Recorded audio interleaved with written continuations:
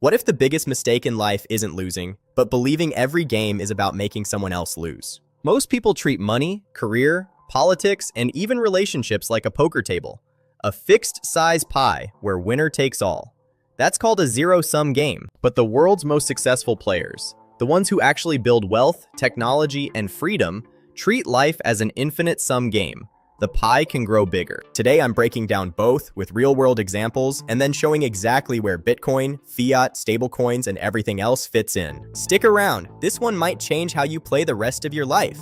First, let's get our definition straight. It's simpler than you think. A zero-sum game is exactly what it sounds like. The total payoff is always zero. My gain is your loss. One winner, one loser. Classic zero-sum examples: chess, poker, boxing, political elections. An infinite-sum game, sometimes called positive sum, has no fixed total. The sum can grow without limit through cooperation, innovation, and network effects. Think international trade, open source software, or building a company with co-founders. Now let's look at the pros and cons. Zero-sum games have real advantages. They're crystal clear. You know exactly who won. They sharpen your competitive edge. They teach probability, psychology, and emotional control. They're exciting, but the downsides are brutal. They breed distrust, resentment, and short-term thinking. There's zero incentive for genuine cooperation.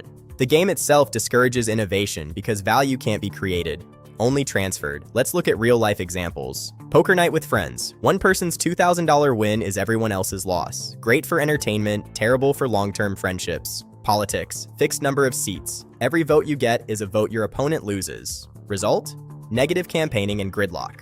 Traditional forex or day trading, pure zero-sum. Someone's profit is literally someone else's loss, plus fees. Play zero-sum games when the resource is truly scarce and you need a decisive winner. But treat everything like zero-sum and you'll live in a world of enemies. Infinite-sum games flip the script. The pie gets bigger. Cooperation becomes the dominant strategy. Trust compounds. Innovation explodes. Pros: relationships deepen, wealth compounds, and the game can literally run forever. It's the engine of progress. Cons: outcomes are slower and harder to measure. You need higher trust. One bad actor can still try to turn it zero-sum. Real-world proof: international trade. When two countries specialize and exchange, both end up with more goods than if they tried alone. Billions of people have been lifted out of poverty because of this. It's the definition of a win-win scenario. Open source software: Linux, Wikipedia, Bitcoin, etc.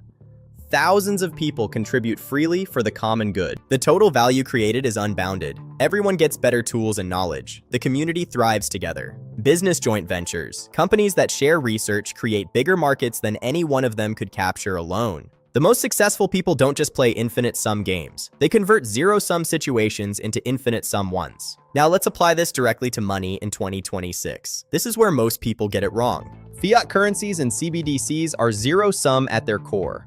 Governments can print endlessly, debasing your hard-earned savings. Inflation silently transfers wealth from savers to debtors and early recipients. It's a hidden tax on your energy. CBDCs make it worse: programmable money with surveillance and expiration dates. The state wins by expanding control. You lose autonomy. Stablecoins are hybrids. They bring short-term fiat stability onto blockchain rails and power real economic activity through efficiency. But they're still tied to the fiat system and can be frozen or blacklisted by issuers. They are not truly sovereign. Altcoins, everything except Bitcoin, are overwhelmingly zero-sum speculation. There is no such thing as a utility altcoin. They're shitcoins. Why? Because they trade away Bitcoin's unbreakable security for speed, features, or faux utility. Smart contracts introduce bugs. Bridges get hacked.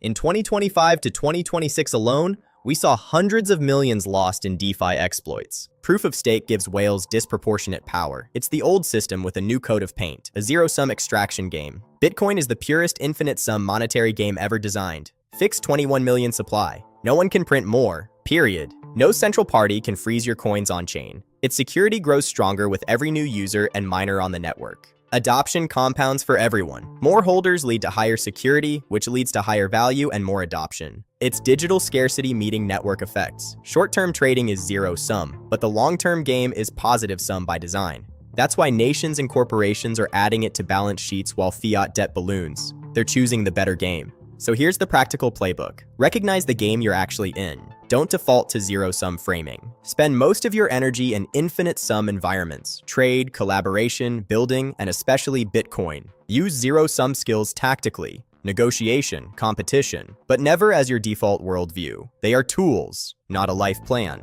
For money, keep your core holdings in the hardest, most secure money ever created, Bitcoin. Everything else is speculation. The winners of the next decade won't be the ones who played the game better. They'll be the ones who chose the right game. If this video shifted how you see the world, drop a like and share it with someone still playing zero sum. Let me know in the comments. Are you playing zero sum or infinite sum? Choose the game of abundance.